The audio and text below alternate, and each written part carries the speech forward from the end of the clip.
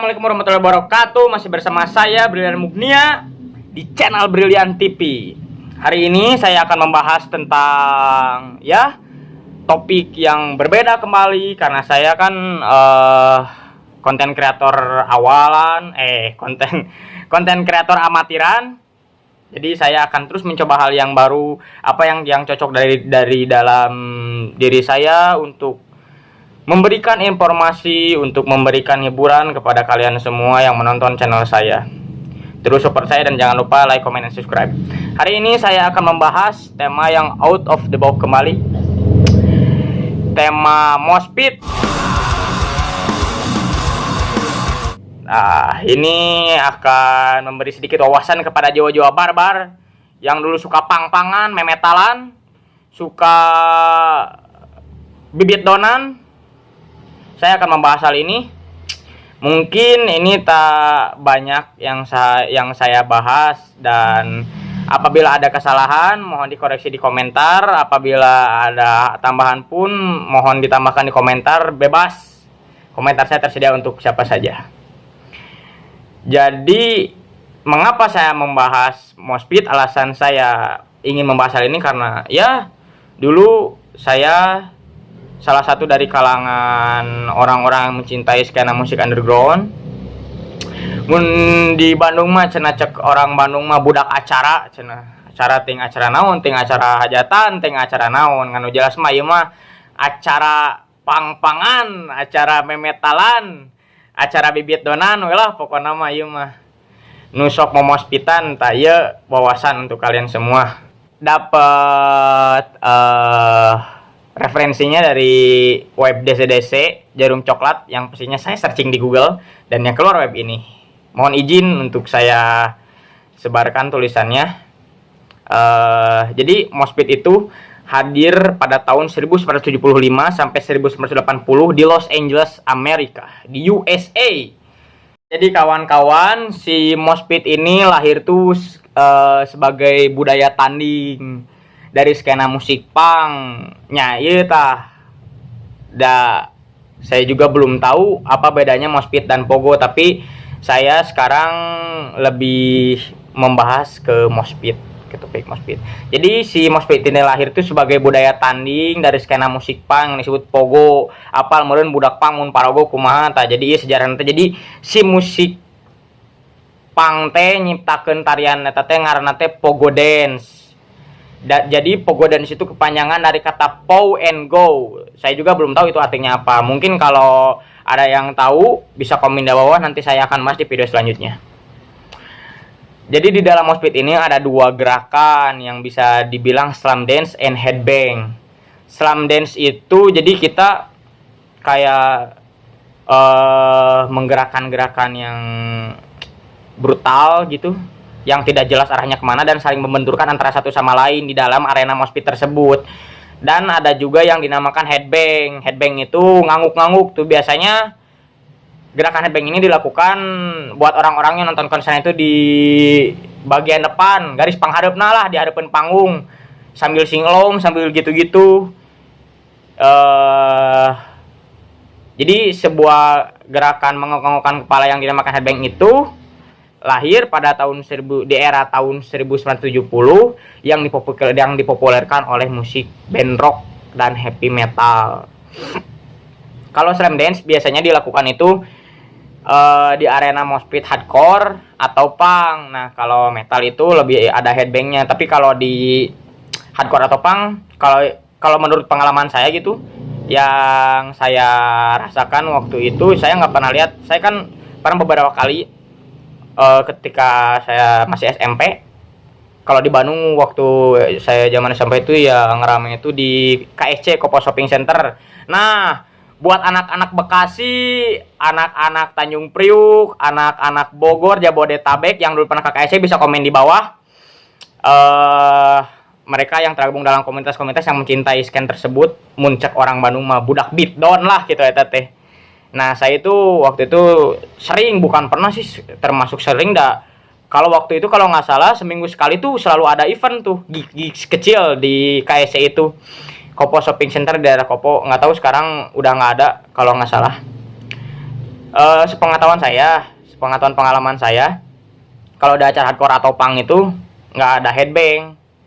Jadi paling kalau di depan, kalau bagian garis depannya itu, kalau yang diam-diam di depan panggung tuh paling mereka ngelakuin sing along gitu, nyanyi bareng. Kalau enggak, apa itu namanya, bukan moshing, aduh lupa lagi.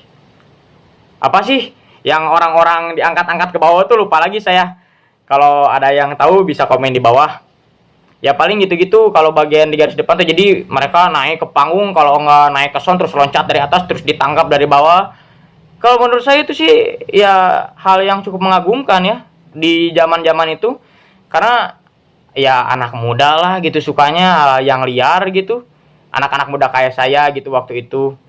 Bukan anak muda sih, remaja tepatnya. Ya kalau waktu zaman itu sih asik, tapi kalau sekarang masih asik juga, cuman rada berkurang lah. Ya kadang kalau setiap pulang nonton konser itu leher sakit, badan sakit, kepala pusing gara-gara kena sepatu lah, kena kepala orang lah, pokoknya edan lah gitu, rame. Nah, kalau beberapa penilaian masyarakat tentang fenomena ini, kalau buat pecinta musik underground ya khususnya, menilai gerakan ini sebagai sebuah olahraga kontak fisik dengan kadar yang ekstrim. Dan ada juga yang menilai tentang hal ini itu sebagai cara untuk bersenang-senang atau mengekspresikan dengan apa yang mereka dengarkan. Kalau musik hardcore, punk, metal gitu, itu kan temponya kenceng, ya mana mungkin gitu tempo kenceng terus kita joget-joget kayak di tempat dugem, kayak di tempat hajatan, di dangdutan kan nggak mungkin juga. Jadi ada hal yang beda lah gitu kalau di skena musik underground tuh. Rame, sumpah rame. Saya waktu itu sempet kalau nggak salah ya ketendang gitu. Ini tuh kepala saya sampai sekarang tuh naon sih cek. Nah, apa sih kalau bahasa Indonesia, mun orang Sunda mah dakok lah, teteh nggak tahu lah apa kalau dalam bahasa Indonesia dakok. Jadi si kepala belakang saya tuh ada sedikit hal yang beda nih di sini gara-gara kepukul. Kalau nggak salah itu orangnya tuh, jadi si anjing itu tuh pakai barnacle, pakai kalak gitu, ditutup sama bandana, terus pas moshpit dia bawa-bawa itu mukul kepala belakang saya, dan akhirnya sampai sekarang kayak gini. Nah itu tuh resikonya kalau moshpit tuh harus hati-hati juga buat yang masih baru gitu kan. Nggak sedikit orang-orang yang hidungnya berdarah, matanya benjol, kepalanya benjol. Yang paling ngeri itu tuh waktu itu teman saya cewek, waktu zaman saya kan lagi musim-musimnya pakai bahal, dia diem di pinggir moshpit gitu, terus ketendang, terus si bibir bawahnya itu nyangkut di bahal yang atas, jadi kayak gini khususnya. Wah itu ngeri banget, sumpah. Dibukanya sampai pakai garpu, terus kalau nggak salah dia sampai berdarah tuh si bibirnya. Itu terserah ya, ada yang suka kan, ada yang enggak. Setiap orang tuh punya pemahaman beda-beda, jangan saling menghakimi. Tapi kalau buat yang suka, menurut saya ini ya menarik gitu. Di sini juga dituliskan ini adalah arena di mana sekelompok orang dengan bebas saling menghantamkan badan, saling dorong, memukul, menendang, dan menindih antara satu sama lain. Tidak boleh ada aksi balasan. Nah ini nih yang harus digarisbawahi. Jadi kalau kita kepukul, kita ketendang, itu hal yang wajar. Kalau kita kepukul terus balik mukul, ya udah di arena aja kalian berantem gitu. Kampungan lah kalau bisa dibilang orang-orang yang kayak gitu tuh. Kalau kamu nggak mau kepukul, ketendang, jangan turun ke moshpit. Yang paling saya ingat itu kata-kata dari vokalisnya Taring, Hardinyang. Dia tuh di mana ya? Di Taman Sari kalau nggak salah, waktu itu di acara Taman Sari Melawan gitu. Jadi Taman Sari itu waktu itu ada sebuah titik konflik penggusuran gitu. Jadi orang-orang yang pro terhadap gerakan sosial untuk membantu orang-orang tergusur ngadain acara di sana. Dan yang Taring itu sempat ngomong kayak gini, moshpit adalah tempat orang-orang yang sportif dan yang tangguh. Itu bisa digarisbawahi dan dimaknai bahwa moshpit itu ya bukan acara buat kita berantem, kita jadi musuhan, kita jadi saling arah di luaran. Ini cara buat bersenang-senang. cara buat senang-senang, cuman caranya lebih berbeda gitu dibandingkan dengan yang lain.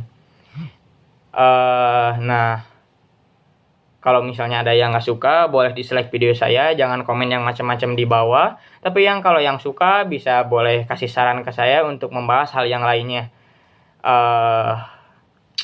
Kalau menurut anak-anak metal, anak-anak skena underground itu moshpit itu lebih kayak semacam ritual gitu. Di sini dituliskan.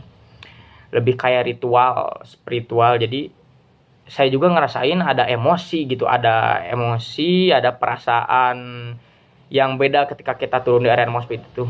Saya itu jujur ya termasuk orang pengecut gitu. Muncul orang Sunda mau kawani, tapi pas. Tapi ketika ada di arena tersebut, ya nggak tahu gitu. Badan tuh jadi refleks aja gitu, mau gerak kemana-mana, loncat, lari gitu, nabrak orang gitu. Dipukul sama orang tuh jadi ya nggak ada rasa takut gitu. Nah, dan dari situ kalau menurut saya buat saya ya gitu orang pengecut gitu yang nyalinya kecil, bisa jadi sarana untuk melatih diri, untuk melatih keberanian diri, itu menurut saya. Tapi nggak tahu untuk orang lain. Tapi lebih baiknya untuk orang-orang yang kalau sekarang kan musim pandemi ya, lagi nggak ada event. Tapi kalau nanti udah ada event lagi, mudah-mudahan Indonesia cepat pulih, bisa ngadain lagi, ada konser-konser lagi di Indonesia, konser-konser besar, kis-kis kecil diizinkan. Kalau mau moshing lebih baik agak berhati-hati dan saling melindungi diri dan saling menghargai gitu ketika kita turun di arena moshpit. Ingat quotes Sardinyang, moshpit adalah tempat orang-orang tangguh dan sportif. Sekian dari saya pembahasan tentang moshpit. Bila topik walidaya, wassalamualaikum warahmatullahi wabarakatuh. Jangan lupa like, comment, and subscribe.